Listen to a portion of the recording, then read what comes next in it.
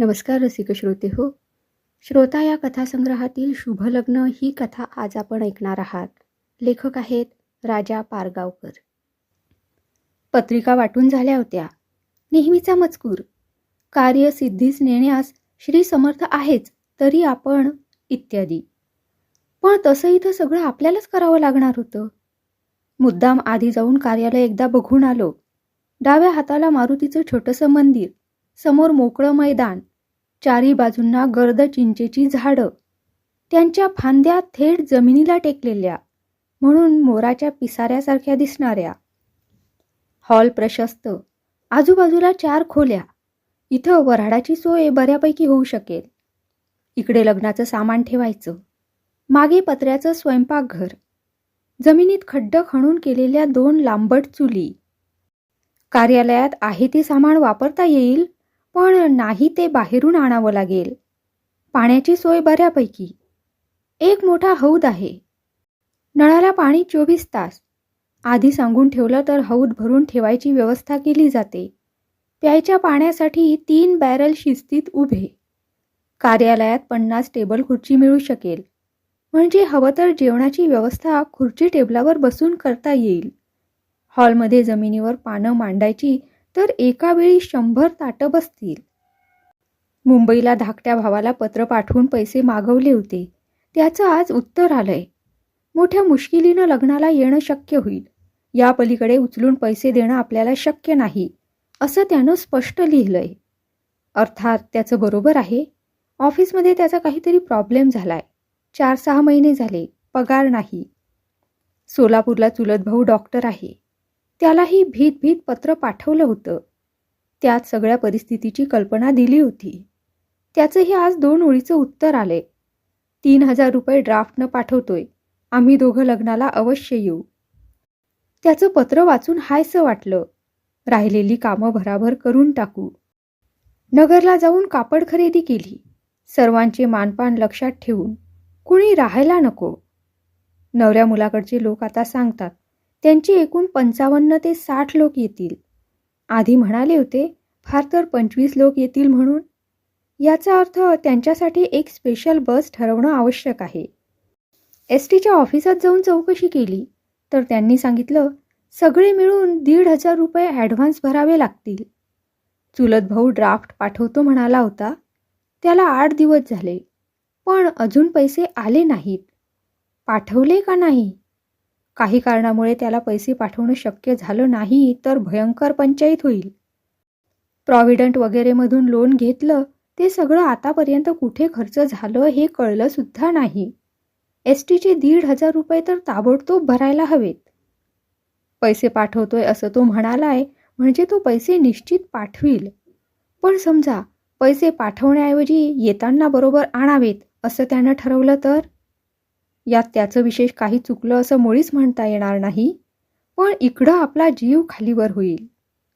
आईला 1000 वेळा सांगितलं असेल की तू एका जागी बसून राहा, पण ती ऐकतच नाही. उठून काहीतरी काम करायला बघते. सुनबाई हे आणलंस का? ते राहिलं वाटतं. असे तेच प्रश्न दिवसातनं 100 वेळा विचारते. तिचं खरं तर आता खूप वय झालंय. तिला दिसत नाही, पण तरी तिला स्वस्थ बसवत नाही. सकाळी अंधारात उठून लाकडं काढायला गेली. हाताला येईल ते लाकूड धरून ओढलं तर सगळी रासच्या रास अंगावर आली. सुदैवानं मी जागा होतो. पहिल्याच हाकेला धावून गेलो, नाहीतर गोंधळच झाला असता. तिला कदाचित असं वाटत असावं की आता सुद्धा पूर्वीसारखीच थाटात लग्न व्हावीत.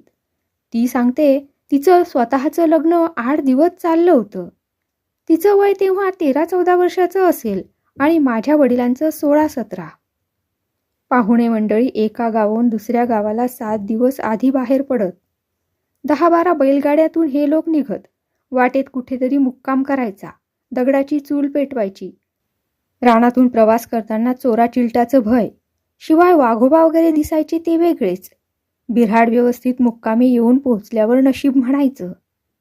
आता सुदैवानं हा त्रास वाचला होता, पण येणाऱ्या पाहुण्यांची सगळी व्यवस्था चोख ठेवण्यासाठी 2 गोष्टींची आवश्यकता होती. एक पैसे आणि दुसरं मदत करायला 4 लोक पुढे येणं.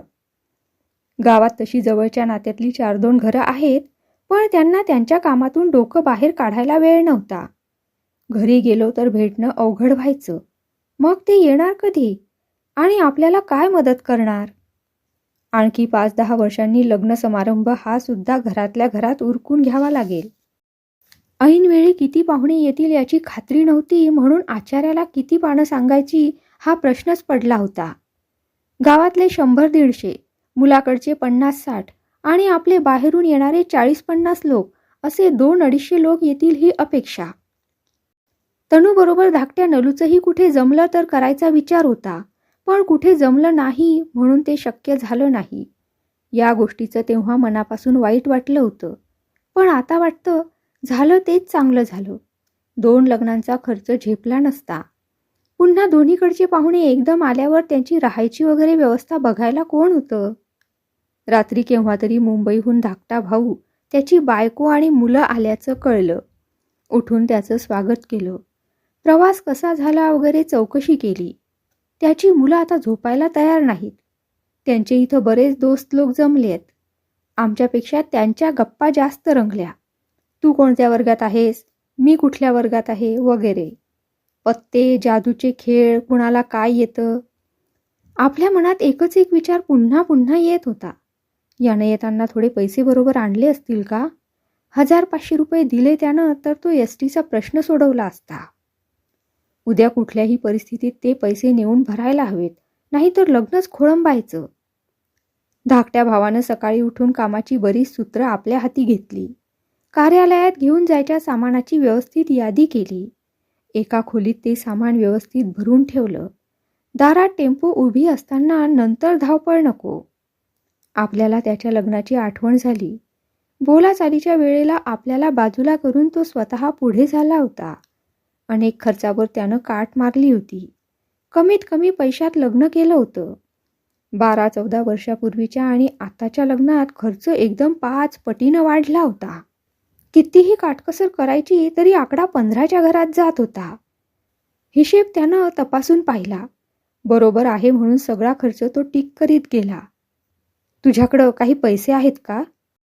आपण शेवटी धीर करून त्याला विचारलं. त्याने चेहरा ब्लँक ठेवला. खिशातून 500 रुपये काढून दिले. सॉरी, यापेक्षा मी जास्त नाही देऊ शकत. त्यानं दिलगिरी व्यक्त केली. खरं तर त्यानं आहे त्या परिस्थितीत 500 रुपये काढून द्यावेत ही सुद्धा अपेक्षा नव्हती. पण ते एसटीचं भाडं भरणं आवश्यक होतं. एवढ्यानं काम भागण्यासारखं नव्हतं. बाकीचे पैसे अरुणकडे मिळतील का विचारायला गेलो. एरवी त्याच्याकडे पैसे मिळू शकले असते, पण सध्या त्याच्याकडेही एक मोठा प्रॉब्लेम झाला होता. गेल्या आठवड्यात कशी कोण जाणे त्याची एक दुभती म्हैस त्यांच्या विहिरीत पडली. तिला काढायला 4 लोक खाली उतरले. त्यांनी म्हशीच्या पायाला दोर बांधले.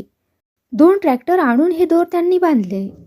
ट्रॅक्टर विरुद्ध दिशेने धावायला लागल्यावर म्हैस आपोआप वर उचलली गेली, पण ऐनवेळी दोर निसटला आणि म्हैस पुन्हा खाली गेली.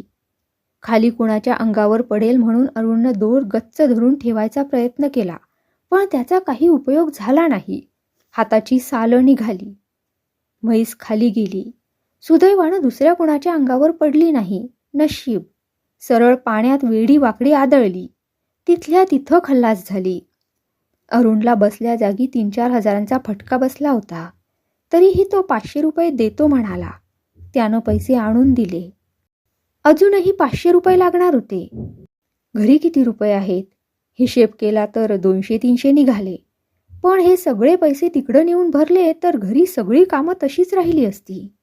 घरच्या कामाचं नंतर बघू, ते एसटीचे पैसे आधी भरून टाकले. भटजी येऊन बरीच मोठी यादी सांगून गेले. हे सगळं सामान आजच्या आज आणायलाच हवं. ड्राफ्ट आजही आलाच नाही. उद्या एकच दिवस मध्ये, परवा लग्न. विचार करून मस्तक बधीर व्हायची वेळ आली. चुलत भावाला ट्रंक कॉल केला तर तो भेटलाच नाही. प्रकाशच्या शेतावर गेलो. त्याला पैसे मागावेत की नाही धीरच होईना. आलो होतो आंब्याची पानं मागायला म्हणून सांगितलं. मुद्दाम इकडच्या तिकडच्या विषयावर बोलत राहिलो. शेतात त्यानं अलीकडंच नवी विहीर खणली होती. आधीच्या विहिरीचं पाणीच एकाएकी आटलं होतं. 2 वर्ष म्हणून अफाट नुकसान झालेलं. अशा परिस्थितीत आपण त्याला पैसे मागायचे? त्याची नवीन विहीर बघितली. पाणी कुठे लागेल याचा शोध घ्यायला एक बहिरा आणि मुका इसम त्यांना आणला होता. खाणाखुणा करून त्यानं एक जागा दाखवली. इथं पक्की बांधलेली बारव आहे, तुम्ही फक्त वरची दगड माती बाजूला करा, असं त्यानं सांगितलं. माती खणायला सुरुवात केली तर प्रथम 2 बाजूंना 2 छोटे हौद लागले, मजबूत विटांनी बांधलेले. त्या मुक्या माणसाने हातवारे करून सांगितलं, ही मोठ बांधायची जागा, इथं पूर्वी हत्तीची मोठ होती. आणखी माती दूर केल्यावर कमानी लागल्या, त्याच्या पलीकडं खोल्या, अगदी बांधल्यासारख्या. 100-200 वर्षापूर्वी या शेताचा मालक इथं आरामात बसायचा, असं त्या मुख्या इस्मानं सांगितलं. पुढे आणखी खणत गेल्यावर पाणी लागलं.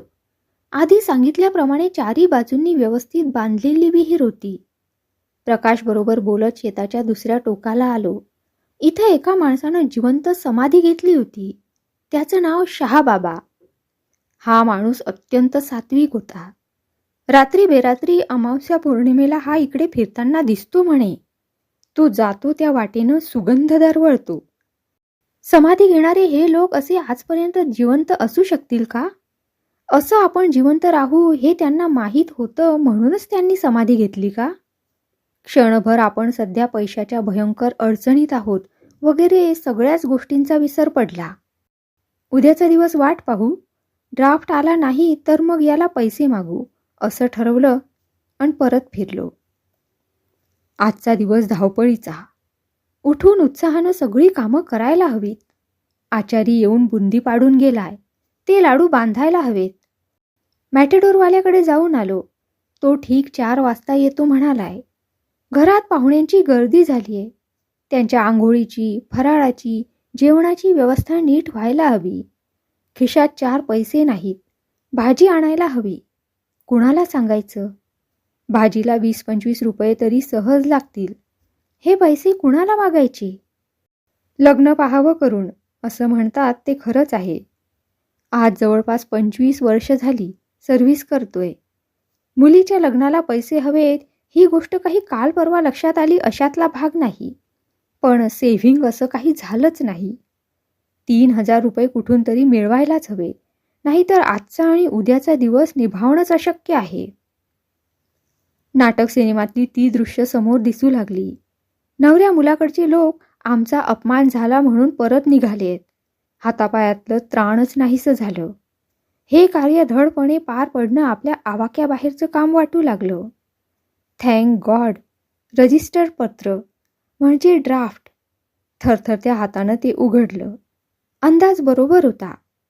चुलत भावानं 8 दिवसांपूर्वी पाठवलेला डिमांड ड्राफ्ट मधल्या सुट्या वगैरे धरून आज अगदी वेळेवर मिळाला होता. धावत पळत बँकेत गेलो तेव्हा 2:20 झाले होते. पैसे मिळणार की नाही छाती धडधडत होती. सुदैवानं बँक मॅनेजर भला माणूस निघाला. त्यानं कॅश पैसे काढून दिले. जीवात जीव आला. घरी आलो. राहिलेली कामं भराभर निभावली. सोनाराकडनं टाकलेलं मंगळसूत्र आणलं. साखरेचं एक पोतं 840 रुपये खर्चून आणलं. चहा पत्ती 124 रुपये. हातात आले तेव्हा 3000 रुपये ही फार मोठी रक्कम वाटली होती, पण खिरापत वाटावी तशी ती खर्च होत गेली. पुन्हा हातात फारच थोडे पैसे शिल्लक होते. पण एक खरं, आता कार्य कसंही निभावून नेऊ असा विश्वास वाटत होता. पैशाचा प्रश्न कसा तरी सुटला, पण सगळ्याच कामाकडं लक्ष देणं जमेना. बरोबर 4 वाजता टेम्पो दारात उभा होता. एक्साईज इन्स्पेक्टरसारखा दारात उभा राहून भाऊ एक एक वस्तू आत ठेवीत होता. ही भांडी, ही 100 ताटं, या 200 वाट्या, ही धान्याची पोती, हे सगळं व्यवस्थित न्यायचं. जपून घेऊन जा हं. उगाच सांगायचं म्हणून भावाला सांगितलं. त्याचं लक्ष नव्हतं. तो आणि मेहुण्याची 2 मुलं ते काम व्यवस्थित करीत होते. कार्यालयात आलो. सामान सगळं एका खोलीत रचून ठेवलं.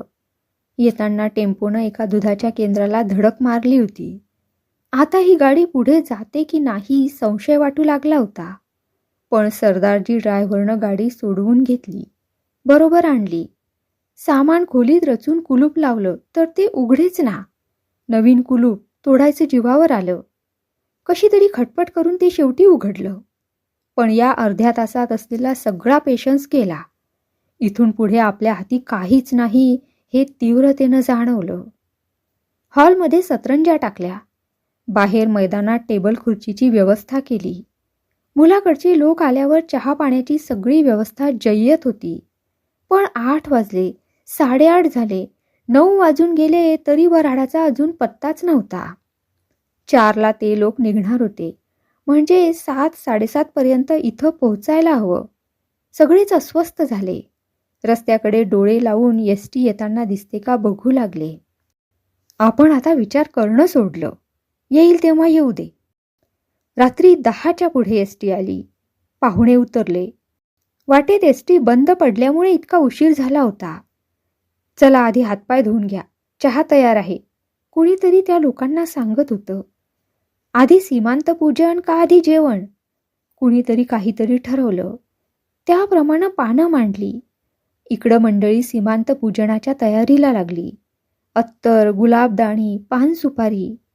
2:30, 3, 3:30 नावाला झोपल्यासारखे डोळे मिटले.